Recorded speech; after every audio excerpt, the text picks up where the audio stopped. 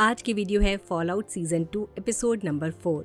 हमने पिछले हफ्ते देखा लूसी को लीजन पकड़ लेती है। जब लूसी वॉरियर के साथ अपनी बॉडी शेयर करने से मना कर देती है तो उसे क्रूसीफाई कर दिया जाता है और भूख और प्यास से मरने के लिए छोड़ दिया जाता है।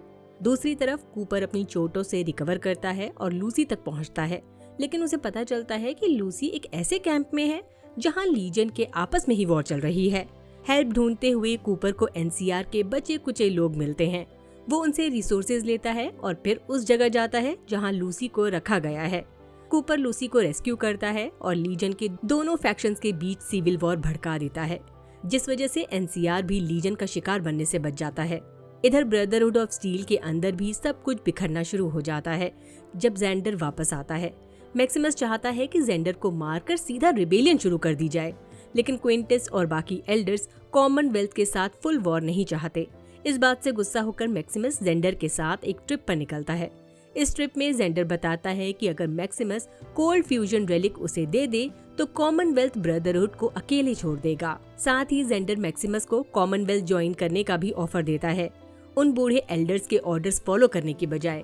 मैक्सिमस ऑलमोस्ट जेंडर का साथ देने ही वाला होता है, लेकिन एक खाली फैक्ट्री में जब वो गुल्स बच्चों को मारने का डिसीजन लेता है तब मैक्सिमस जेंडर को मार देता है। इस तरह मैक्सिमस उन बच्चों और अपने दोस्त थैडियस को बचा लेता है, लेकिन साथ ही ब्रदरहुड के फ्यूचर को रिस्क में डाल देता है। आगे क्या होगा चलिए देखते हैं। नाइट गैनेटिस मैक्सिमस और जेंडर को ढूंढने निकल पड़ता है, क्योंकि दोनों बिना किसी को बताए निकल गए थे। मैक्सिमस को पता होता है कि अगर जेंडर की मौत का सच सबके सामने आया तो ब्रदरहुड के अंदर सिविल वॉर शुरू हो जाएगी। ऊपर से अगर बच्चों का राज खुल गया तो सीधा मैसेकर हो सकता है। इस सब को थोड़ा डीले करने और खून खराबे से बचने के लिए मैक्सिमस थेडियस को बोलता है कि जेंडर का पावर आर्मर पहनकर कुछ टाइम तक जेंडर बनकर रहे। थेडियस पहले थोड़ा हेजिटेट करता है, लेकिन फिर पावर आर्मर पहन लेता है। एक्टिंग उसकी काफी बेकार होती है, पर जब तक चेहरा ढका है काम चल जाता है। मैक्सिमस जब थेडियस और गैनेटिस के साथ वापस बेस आता है, डेन मैक्सिमस से पूछता है कि वो असल में कर क्या रहा है। बिना गोलमोल बातें किए मैक्सिमस सीधा बता देता है कि उसने जेंडर को मार दिया है और अब वो क्विंटस को भी मारने वाला है। डेन कुछ पूछ पाता उससे पहले ही मैक्सिमस उसे ऑर्डर देता है कि सारे बच्चों को ले जाकर कहीं सेफ जगह छुपा दे, क्योंकि आगे चीजें बहुत ज्यादा खतरनाक होने वाली हैं। डेन मैक्सिमस की बात मानता है और यंग कैडेट्स को एक सेफ लोकेशन पर ले जाकर कहता है कि जब तक फायरिंग बंद न हो जाए तब तक छुपे ही रहें। इधर कैफेटेरिया में थेडियस को यूशिमाटे और कोरोनाडो चैप्टर के एल्डर्स अप्रोच करते हैं। उन्हें लगता है कि वो जेंडर को खुश कर रहे हैं ताकि कॉमनवेल्थ के साथ इनके रिश्ते अच्छे रहें और क्विंटस के साथ कॉन्फ्लिक्ट में पिसने से बच जाएं। क्विंटस की बात करें तो मैक्सिमस उसके चेम्बर में बात करने जाता है। एंटर करते ही मैक्सिमस क्लियर कर देता है कि उसने जेंडर को मार दिया और अब वो क्विंटस को भी मारने आया है। क्विंटस यहाँ पूरे इमोशनल मैनिपुलेशन मोड में चला जाता है। वो मैक्सिमस को याद दिलाता है कि कैसे उसने उसे पाला पोसा, ट्रेन किया और कैसे ब्रदरहुड के सर्वाइवल पर ही सिविलाइजेशन का फ्यूचर डिपेंड करता है, जो अब मैक्सिमस की वजह से खतरे में है, क्योंकि मैक्सिमस उस पर गन ताने खड़ा है। क्विंटस थोड़ी देर के लिए ओपन माइंडेड भी लगता है। वो सुनने को रेडी हो जाता है कि जेंडर और मैक्सिमस के बीच क्या हुआ और उसका बेटा इतना डिस्टर्ब क्यों था, लेकिन जैसे ही मैक्सिमस बोलता है कि उसने जेंडर को कुछ गुल बच्चों को बचाने के लिए मारा, क्विंटस का असली चेहरा सामने आ जाता है। वो फौरन मैक्सिमस को मारने की कोशिश करता है। मैक्सिमस के पास भागने के अलावा कोई ऑप्शन नहीं होता। वो क्विंटस को उसके चेम्बर में लॉक कर देता है और निकल जाता है। इसी बीच कैफेटेरिया में फुल क्योस हो जाता है, क्योंकि एल्डर्स को पता चल जाता है कि कोल्ड फ्यूजन रेलिक चोरी हो चुका है। किसने चुराया? डेन ने। असल में डेन मैक्सिमस को रेलिक दे देता है और कहता है कि इसे एरिया 51 से जितना दूर हो सके ले जाओ। थेडियस भी मैक्सिमस के साथ हो जाता है और दोनों रेगिस्तान में भाग निकलते हैं। पीछे ब्रदरहुड के अलग अलग चैप्टर्स एक दूसरे पर ही अटैक कर रहे होते हैं। Full civil war mode. अब ये क्लियर नहीं है कि पूरे मेस में कौन जिंदा बचेगा या मैक्सिमस कोल्ड फ्यूजन रेलिक का क्या करेगा। शायद वो अपने होम टाउन शेडी सैंड वापस जाकर उसे रीबिल्ड करे, ताकि इस दुनिया के अच्छे लोग, चाहे वो घुल हो या नॉर्मल, शांति से जी सकें। वहीं वॉल 33 में रेज और बेटी के बीच थोड़ी टेंशन हो जाती है। रेज को अपनी कम्युनिटी गैदरिंग के लिए पानी चाहिए, जबकि बेटी का कहना है कि पानी वेस्ट नहीं करना चाहिए ताकि सब लोग जिंदा रह सकें। इसी बीच हमें नॉर्म और वॉल 31 के लोगों की एक छोटी सी झलक मिलती है, जो शहर तक पहुंच चुके हैं और रिसोर्सेज ढूंढ रहे हैं। नॉर्म क्लॉडिया से बात करना शुरू करता है और पूछता है कि क्रायो फ्रीज होने से पहले उसकी लाइफ कैसी थी। लेकिन बात बीच में ही इंटरप्ट हो जाती है जब रॉनी आता है और रिक्लेमिनेशन प्रोग्राम के फेज 2 की बात छेड़ देता है। नॉम को क्लियरली कोई आइडिया नहीं होता कि फेज 2 है क्या, लेकिन रॉनी को पता है क्योंकि पहले वो बड का पर्सनल असिस्टेंट रह चुका है। नॉम अपनी सुपीरियरिटी दिखाकर रॉनी को वन अप करने की कोशिश करता है, लेकिन उसे फील हो जाता है कि रॉनी के पास कोई अपर हैंड है। अब ये जानने के लिए कि रॉनी सच बोल रहा है या सिर्फ ब्लफ कर रहा है ताकि बड के न होने पर लीडरशिप नॉम से छीन सके, नॉम डिसाइड करता है कि रॉनी को लीड करने दे। अगर रॉनी नॉम को गलत रास्ते पर ले जाता है और आगे जाकर ये साफ हो जाता है कि फेज 2 नाम की कोई रियल चीज नहीं है, बल्कि रॉनी झूठ बोलकर लीडरशिप छीनना चाहता था, तो फिर नॉम को स्ट्रॉन्ग एक्शन लेना पड़ेगा। वॉल 32 में वुडी गलती से डेवी के क्वार्टर में घुस जाता है क्योंकि उसे अभी तक बिल्डिंग की ज्योग्राफी समझ ही नहीं आई। वहां से निकलने की कोशिश में वुडी गलती से इंटरवॉल स्पेस में स्टेफ और बेटी की बीच हो रही एक सीक्रेट कॉन्वर्सेशन सुन लेता है।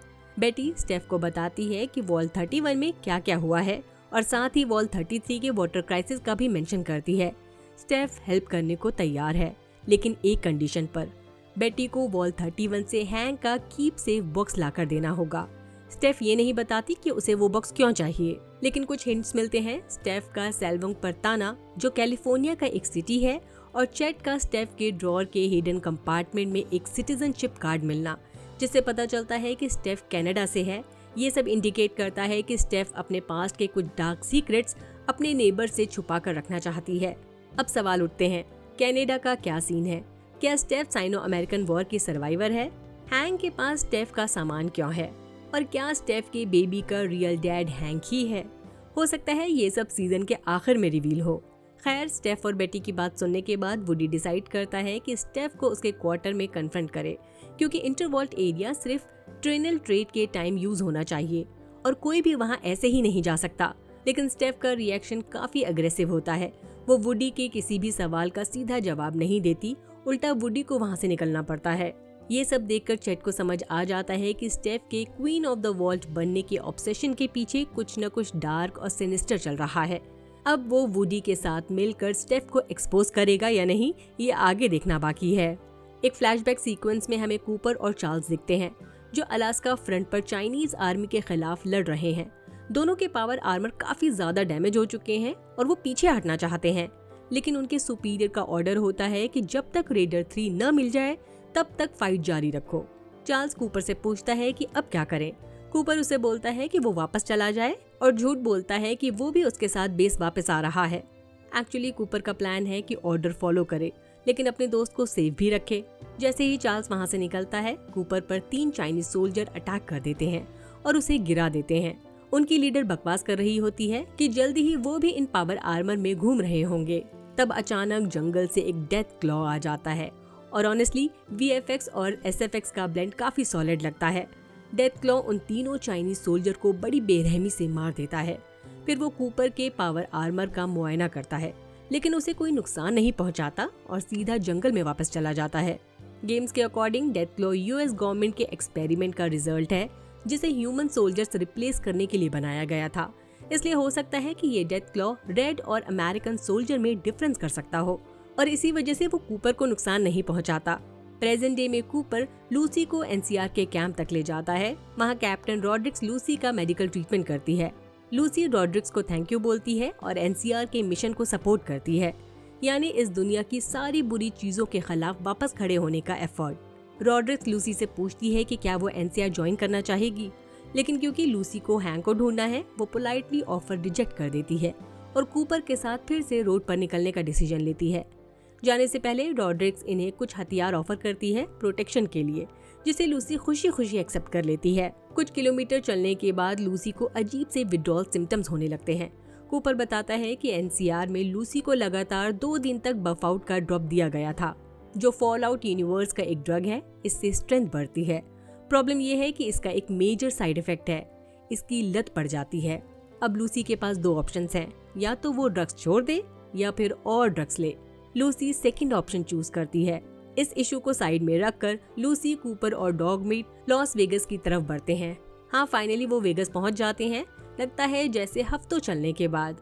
जैसे ही सिटी में एंटर करते हैं, कूपर को स्ट्रॉन्ग बैड फीलिंग आती है।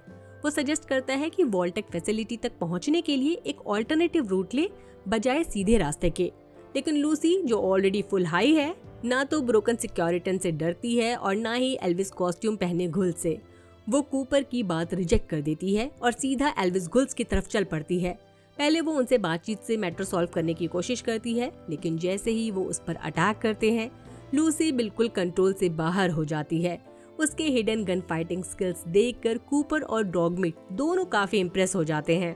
इसी हाई नोट पर तीनों सिटी के अंदर और आगे बढ़ जाते हैं। एपिसोड के आखिर में लूसी, कूपर और डॉगमीट सीधा एक डेथ क्लॉ के सामने खड़े होते हैं।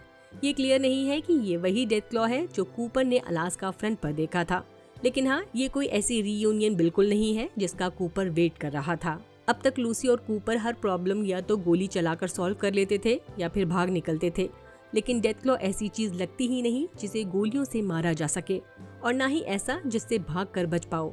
इसलिए अब ये देखना इंटरेस्टिंग होगा कि लूसी और कूपर खुद इस मॉन्स्टर का सामना कर पाएंगे या फिर उन्हें किसी और की हेल्प मिलेगी, जैसे भागते हुए थेडस और मैक्सिमस या फिर शो का मेन विलन हैंक की एंट्री हो। पर्सनली मुझे लगता है डेथ क्लॉ कूपर को पहचान लेगा और उसे और उसके साथियों को जाने देगा। गेम्स में भी डेथ क्लॉज की एक ही कम्युनिटी दिखाई गई थी जिन्होंने बेसिक इंटेलिजेंस, लैंग्वेज समझना, प्लानिंग और इवन इमोशंस डेवलप कर लिए थे।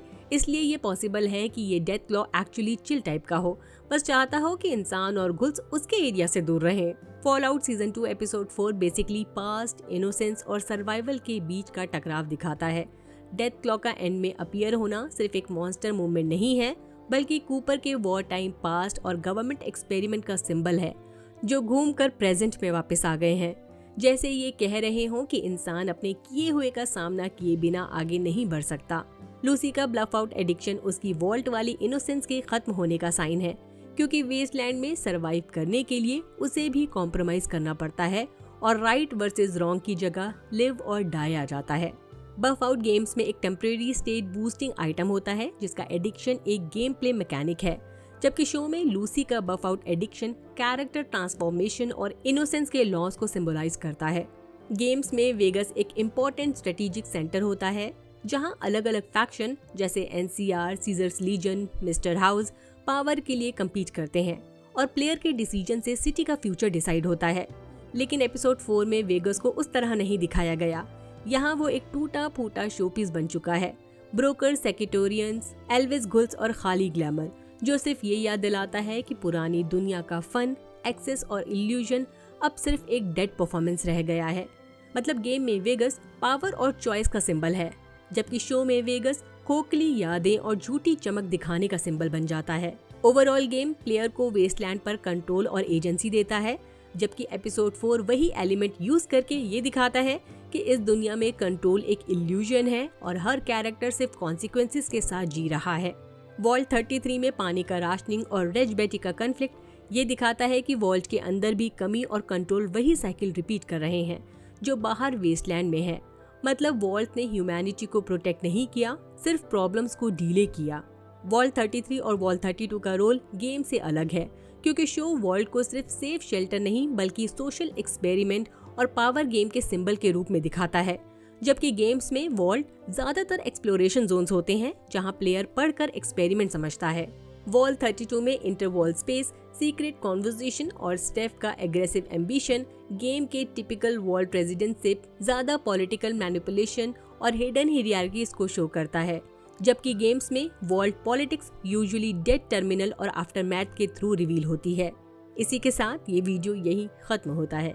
मेरा वीडियो आपको कैसा लगा कमेंट सेक्शन में जरूर बताएं। अगर पसंद आया हो तो लाइक करें, चैनल को सब्सक्राइब करना ना भूलें और साथ ही बेल आइकन भी दबा दें। बाय, अपना ख्याल रखिए।